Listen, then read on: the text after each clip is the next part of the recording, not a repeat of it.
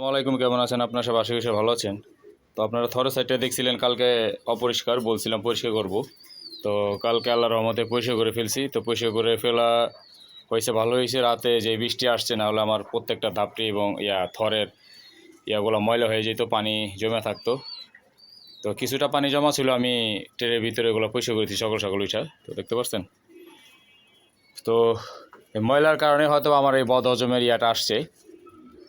তো সঠিক বলতে পারতেছেন, এটা আল্লাহ ভালো জানে। শুধু শুধু এটা ময়লার কারণে করে লাভ নাই। তো এটা একটা এই টাইমটায় ভাইরাস চলে বদহজম থেকে যত সব রোগ সৃষ্টি হয়। তো আল্লাহর রহমতে আমার কবুতরগুলো সুস্থই আছে, বাচ্চাগুলো আগের থেকে। তো আজকে আবার দেখলাম এখানে এই যে এই বাচ্চাটা, এটা ঘরের বাচ্চাটা, এই বাচ্চাটা আপনার হয়তো বা বমি করছে। সেই যে দেখছেন এই জায়গাটা, সে দাঁড়ায় সেই জায়গাটায় সে বমি করছে। তো সকাল সকাল আমি উঠে কার্মিনার পানি দিয়ে দিছি, এই যে কার্মিনার পানি আমি দিয়ে দিছি। তো এই দুইটারই দিয়ে দিছি কার্মিনার পানি। তো আল্লাহর রহমতে এগুলো আপনাদের দোয়ায় সুস্থ আছে কবুতরগুলো, আগের থেকে মোটামুটি অনেক ভালো।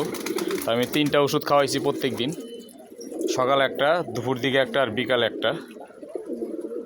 তো অবশ্যই ওষুধগুলো আপনাদের সময় করে একদিন দেখাবো। আমার সম্পূর্ণ কবুতরগুলো আগে সুস্থ হোক, তারপরে। যদি সুস্থ না হয় তাহলে আমি ওষুধগুলো দেখায় কোনো লাভ হবে না। আশেপাশে ফার্মেসিতে পাবেন ওষুধগুলো। তো আজকে নরের ধাপড়িগুলো গোসল করতে দিয়ে দিলাম,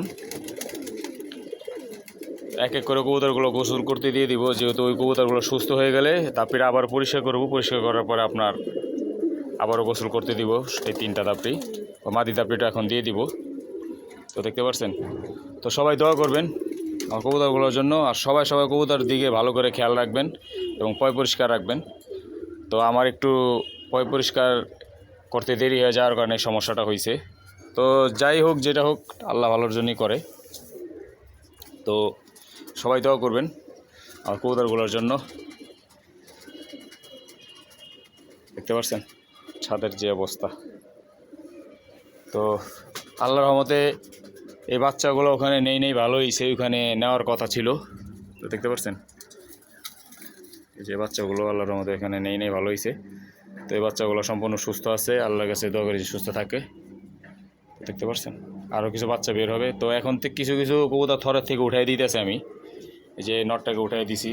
এই জোড়া বলছিলাম দিব থরে, এখন তো দেই নেই, যেহেতু কবুতরের মল্টিংয়ের ফুল সময় কবুতর ডিমও পারতেছে না। তো সবাই দোয়া করবেন। তো আজকে এই পর্যন্তই। আসসালামু আলাইকুম।